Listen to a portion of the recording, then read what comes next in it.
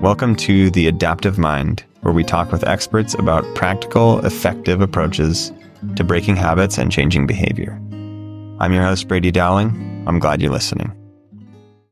If you've ever felt like you need a complete reset from things like sweets or technology, or if you've wondered what the term dopamine detox means, then this episode is for you.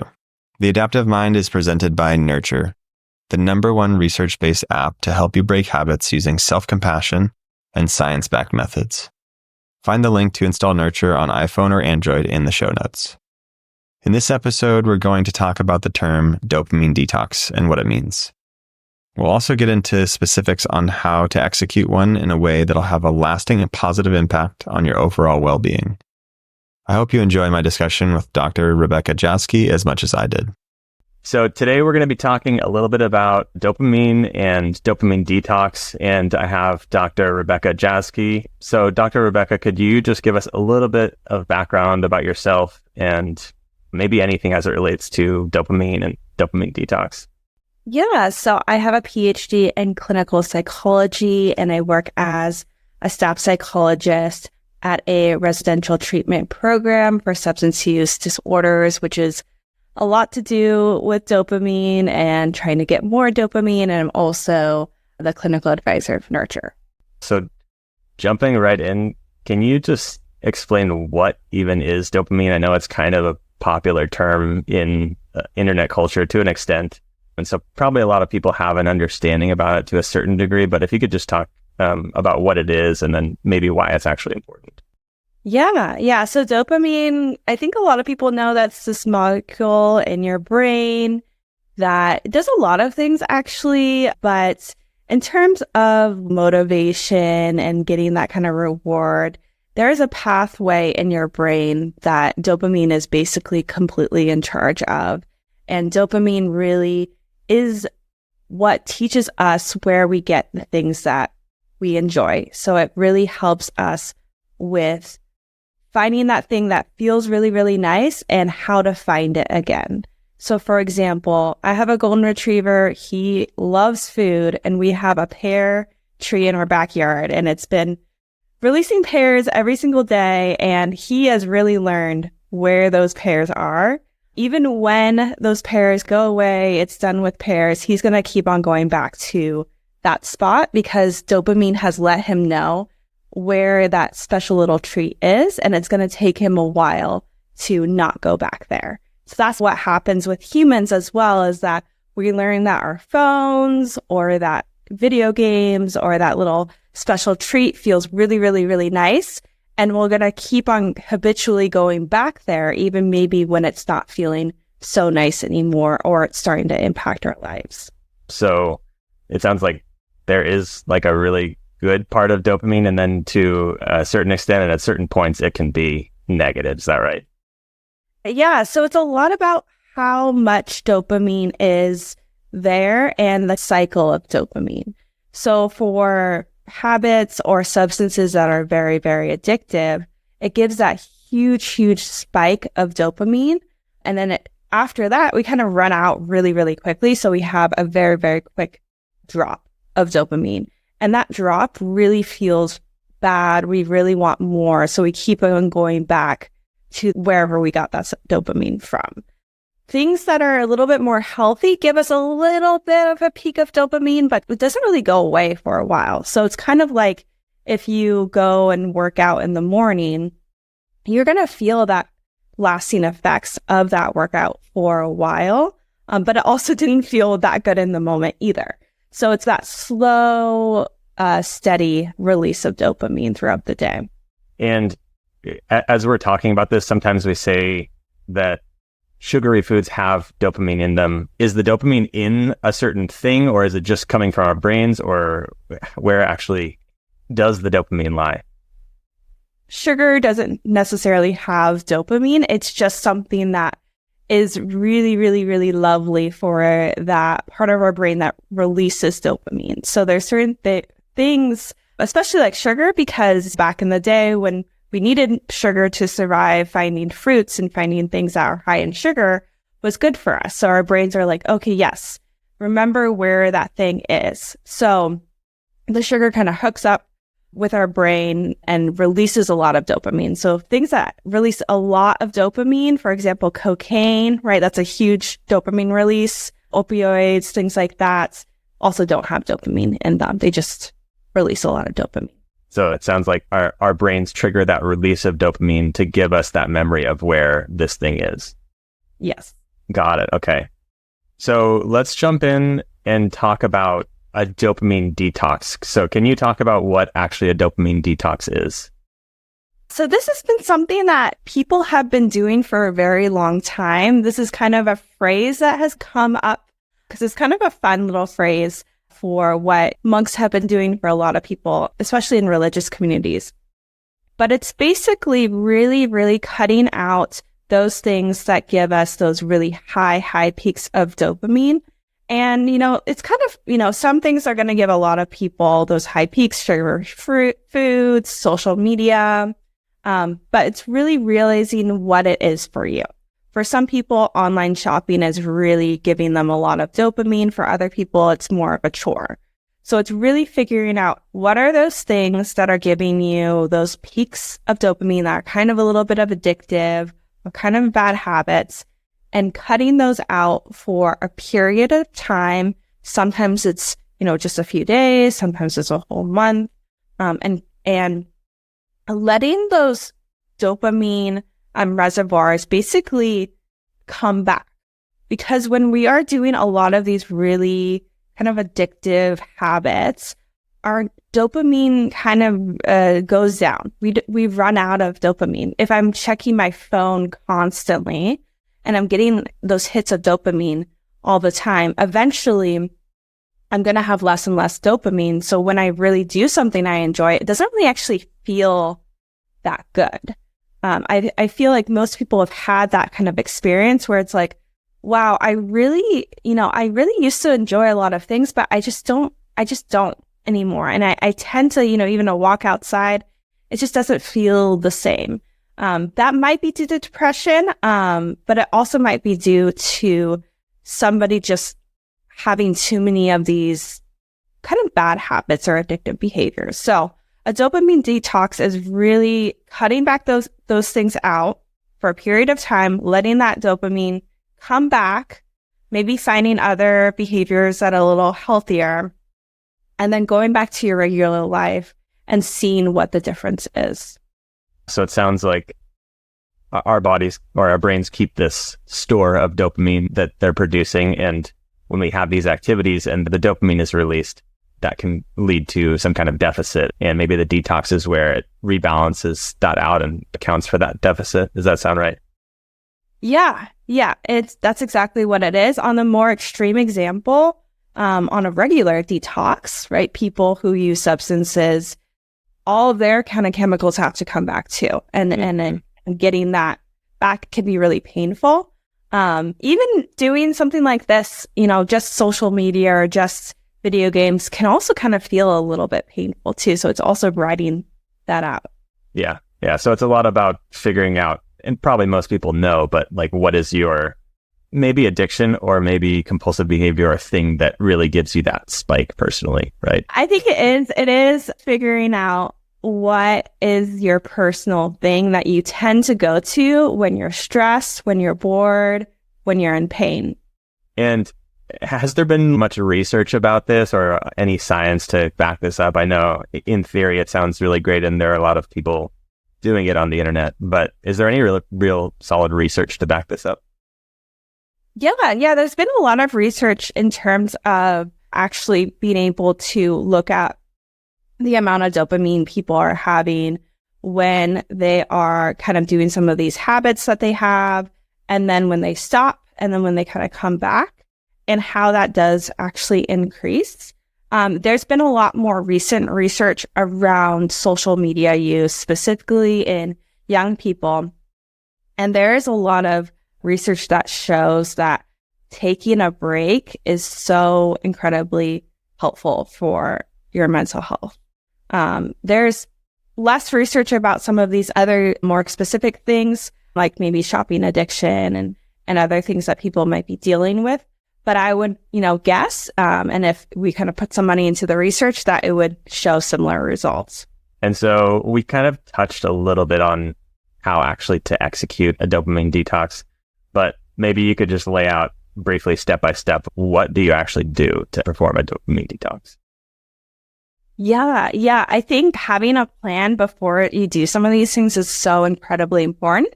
It can be really fun of like, yeah, I want to do it. And then you kind of just don't think about it. But having a plan, having a couple days of thinking about what you're going to do.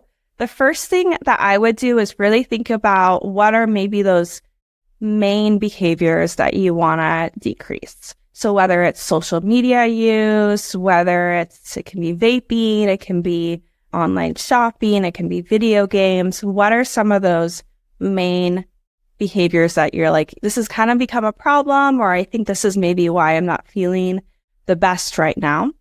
Then I would think of those secondary behaviors. If I stop playing video games, what is the next thing I would probably go to that maybe I don't do as much, but I would kind of use to cope? So maybe I tend to play video games, but if I don't do that, I'm going to like doom scroll the news, for example. It's like, okay, I am identifying some of these maybe problematic behaviors.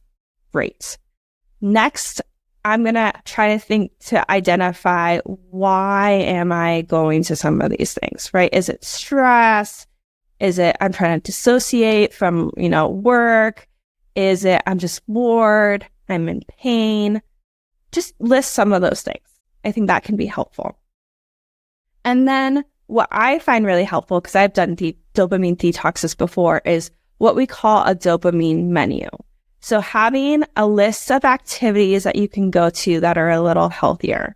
And what I've specifically found really helpful is having it based on the level of difficulty and then where you're at.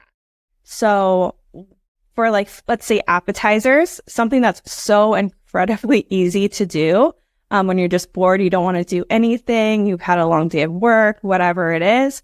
Maybe it's listening to music, listening to a podcast, an audiobook, just like you barely don't have to do any work. Or just like, I just need to stand up and walk in a circle, or I just need to dance to some like fun music. And then going a little bit more difficult, but maybe will give you that more release of dopamine. So maybe it's reading a book or going out and playing soccer with your friends. And then again, I think if you work in an office or you're typically at a different location, creating things to do while you're there. Maybe while you're standing in line, what are you going to do, right? Making a plan for that, because people tend to take out their phones now when they're waiting for any amount of time. And then after that, I would really think about how are you going to not do those things you don't want to do? Are you going to, there's all sorts of things you can get on Amazon for your phone. But kind of just thinking about, okay, how am I going to restrict this use? Am I going to put it in another closet, right? If it's a video game, if I have to use my phone for life, right? How is that going to look? Or maybe I just want to while I'm on vacation, that's when I'm going to do this, right? It's typically better to do it while you're at home or you're in a typical place. But if you recognize in yourself it's going to be too difficult to actually do a dopamine detox at home, it's better to I'm going to go camping. I normally, would have a hard time getting a signal anyway. Let me just try this while I'm camping. And then lastly, have a buddy or have something that keeps you accountable. Because, it's the same with working out. It's if you let people know and you don't do it, then you're going to feel a little bad. So use shame and guilt to your advantage and to kind of get you through it. That's really insightful for me. I've known a lot of these things, but just to hear it in that order, I think is really helpful. A lot of times I'll think first, okay, I want to stop, snacking after dinner. And so first I'm going to move the snacks. I'm going to tell my wife, and then maybe I'll eventually get back to those first steps that you mentioned of figuring out, okay, why am I doing this? And what are other behaviors that I can do to replace it? With all that said, with the instructions laid out, do you have any personal experiences that you can share, either from clients or stories you've heard, or just any experiences that you could share? Yeah. So I went through a dopamine detox a few weeks ago, just because I was like, I feel like I use social media to cope a little too much, right? I sometimes work can be kind of stressful, and I notice that I go on my phone when I'm stressed, and I don't really like that. I don't necessarily want to like delete social media altogether, but I kind of want to have an experiment of like, why am I doing this? What are some other things I can do? So I tried it out. I think it was for about a week. One thing I noticed about myself was when I'm in physical pain or physical discomfort, I use social media a lot more, and I wanted to, at least. I had a big craving to use social media. So that was something that I learned about myself that I didn't really even know before, because I would just instinctively go to social media when I was in any sort of physical pain or feeling a little bit sick. So that really helped me in the future of like, okay, I'm not feeling the best, or I actually wasn't aware of my body as much. So it's I think having a journal or having something while you're doing some of this practice can be really insightful, not only for your use, but maybe for other things that you are ignoring, because you use this thing as a distraction and you're not aware of your body or maybe your relationships or something else. In terms of clients, I work more with people dealing with substance use, so it's more of a regular kind of detox. But I have kind of noticed that there are typical things that people go to when they're dealing with this kind of lack of dopamine. One thing is candy. Candy is like a really, really big thing on the unit. Sugar, it's, one of the easiest things for dopamine. It's just like you have that cookie and it's like, ooh, okay, I'm feeling good. So really being aware of, you kind of talked about snacking, really being aware of what you tend to go to. It might be something different than you would think when you're trying to stop a behavior. Okay, nice. And you mentioned the concept of pain, and this is something that I see a lot in this conversation. It seems like the concept of pain is, and you touched on a little bit of kind of understanding yourself, but it's not quite so simple as I hurt my knee, I scraped my elbow, now I'm gonna like go on social media. Can you just talk a little bit more about that and kind of what pain refers to and things to be aware of there? Yeah. So there's, the physical pain and there's, psychological pain. And pain for humans, we don't want to feel it. We want to avoid it. So whatever helps us the easiest to avoid the pain, whether it's physical, if my, stomach is hurting or whatever it is, it makes it better in our lives to, have something that kind of gets us away from that. And that can be helpful in certain types of moments when we know that, hey, I'm not feeling good right now. I know that I'm using this trashy TV show to ignore the pain I'm feeling right now. But when it becomes this like subconscious thing that we do whenever we feel pain, it's actually very bad for us, because pain is also letting us know that something is wrong. So if we're using something to distract ourselves subconsciously every single time we're feeling pain, we're not going to fix whatever is causing us pain, right? So if we're aware, we're like, okay, yep, I'm in pain. I'm using this to distract myself. That is not so bad. I'm not so concerned about that. But it's when you stop and you're like, oh, I'm feeling all either psychological pain or physical pain. It's like, ooh, maybe this has kind of become a little bit more of a problem. Got it. Yeah. So it's like, if you do scrape your elbow, having some candy might make you feel better, but it's not going to stop the bleeding.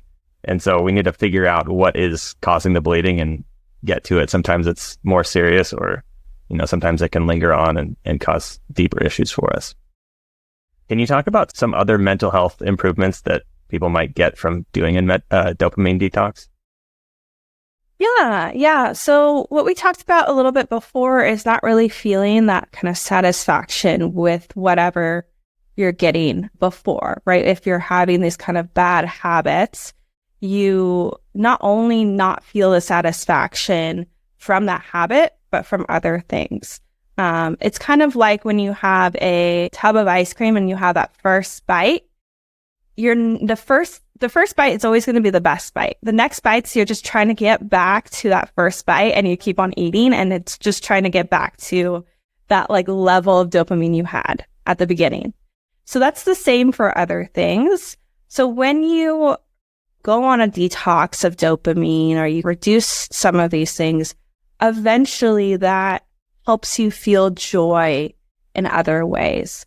So when we're having these types of activities that give us this long-lasting dopamine, it's not necessarily feelings of super excitement, super happiness, but it's more feelings of contentment, of peace, of satisfaction.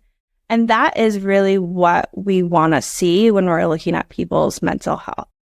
Mental health is not just being super, super happy all the time, but it's being able to feel peace and being able to cope in the moment when things are a little bit difficult.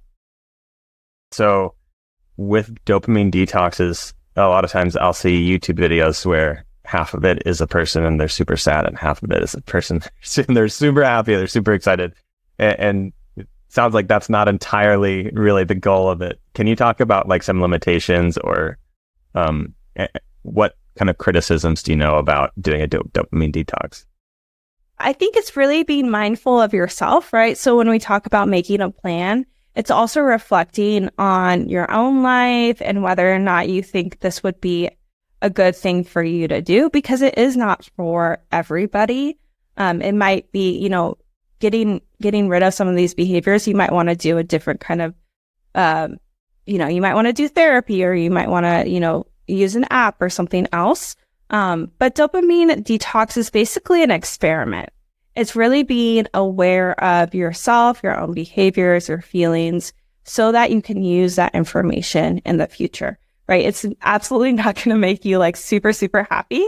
It might be the opposite for a bit, right? You might feel some discomfort, boredom, but you might feel a little bit more, peaceful, possibly, right? Or you might not like it at all, right? That's also a possibility, but you will learn something hopefully about yourself if you are aware, if you're kind of paying attention during that time. And that information can be helpful in your long-lasting goals of, being a little bit more happy or finding a little bit more satisfaction in what you're doing. Yeah, that makes sense. So you've talked a lot about how to do a dopamine detox and kind of the limits.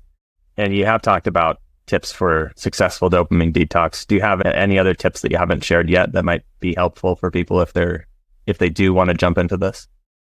Yeah, I think one thing that can be really helpful that people maybe forget is towards the end of your detox, also have a plan. I think you can be like, oh, I made it this whole month and I've done what I need to do and I'm so ready to get back to my snacking or, my online shopping. And that tends to lead to a binge. And then that kind of reverses everything that you've done so far.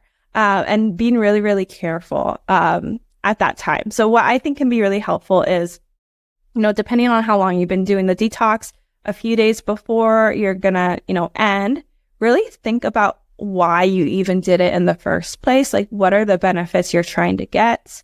Why, how is it impacting other people? How is it maybe impacting your finances or your health? Really think about these motivating factors and think about specifically how you want to change once you're done. If you go back to the exact same behaviors you were doing before, then it wasn't really helpful. And you kind of, will feel the same way in a few days. So really having a plan at the end, it can be hard because you're so relieved and you want to do those things that feel good really, really quickly. But having a plan is so, so important. So use that information you've gathered and say like, okay, reading has been really helpful. That's what was helpful for me when I was doing my dopamine detox. I read like 3 times as much as I did before. And so knowing that, I was like, okay, I really need to make sure I have a book with me. Most places I go, even if I'm waiting in line, I can just read a couple pages. So that's been really helpful for me. But if you just go back to the same behavior, it's really not going to be that helpful. Right. So it's a lot about figuring out really what's right for you, this specific person that's actually doing the dopamine detox, and kind of what to take away from that. So you're not going back to exactly where you were before. Exactly. Okay, great. Is there anything else that we haven't covered that you would want to share about a dopamine detox that could be helpful for people?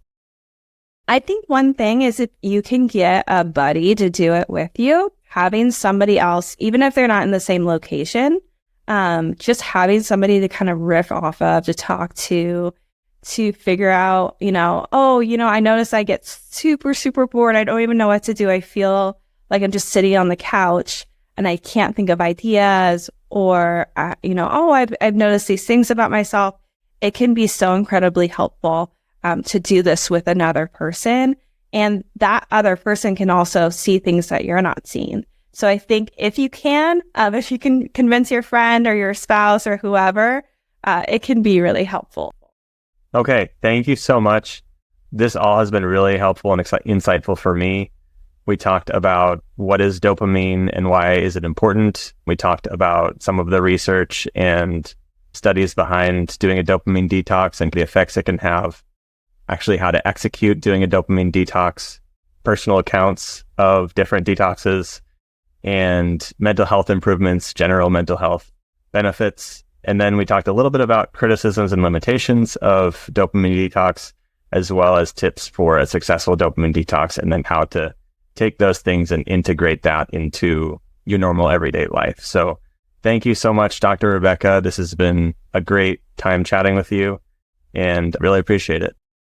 Thanks for joining us on this episode of The Adaptive Mind, brought to you by Neurture, the research-based app for overcoming unwanted or addictive behaviors. I hope you found our conversation insightful and inspiring. If you did, please subscribe, rate, and leave a review on your favorite podcast platform. Your feedback helps us reach more listeners and continue bringing these learnings to people that need them. Remember that you have an adaptive mind that does incredible things every day, and it's capable of even more. We'll see you in the next episode.